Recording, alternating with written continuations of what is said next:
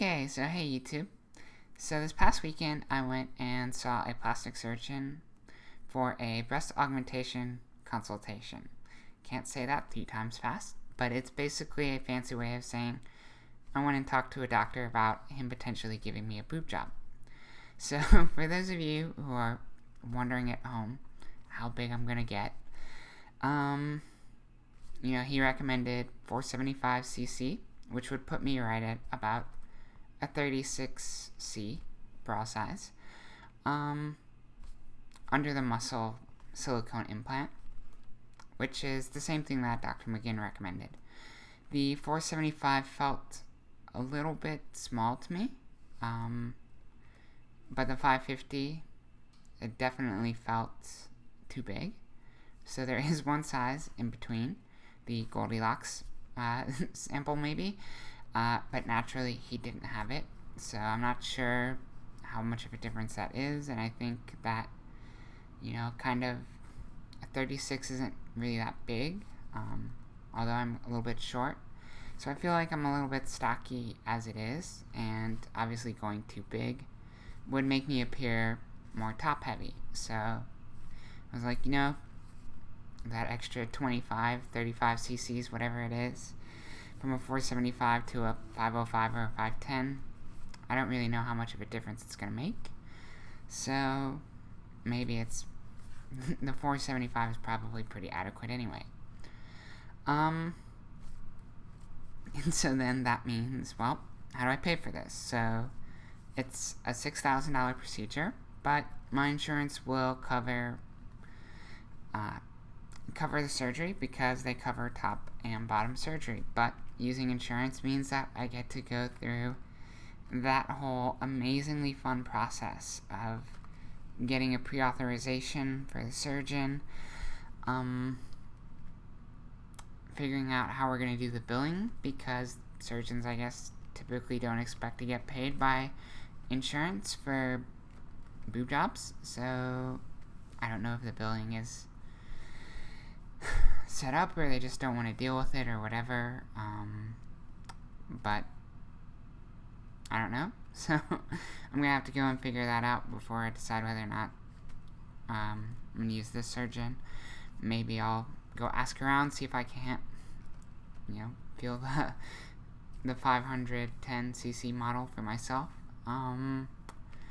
but whatever, it's I'm looking forward to it, I think. And it's not going to cost too much because it's really just my deductible again, and then I'll run up against the out-of-pocket max, I think, probably for paying for the surgery. So that means it'll be probably about $2,800, something like that, I think. Not too bad.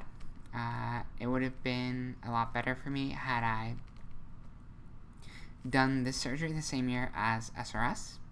Would have saved me that $2,800, but at least this year I did, plan on having the surgery, so I actually put money aside in a healthcare flexible spending account, which is basically a tax-free account for medically necessary expenses, such as gender-confirming surgeries. So, I'll be able to save a few $100s on taxes, and then basically go out and, should probably go get a physical or any kind of other preventative care that I want, because all my doctor visits are going to be free for the rest of the year. So, because I've already hit my out-of-pocket max, things like that. So there's definitely some ways that you can go about optimizing your transition expenses, keeping them as low as possible.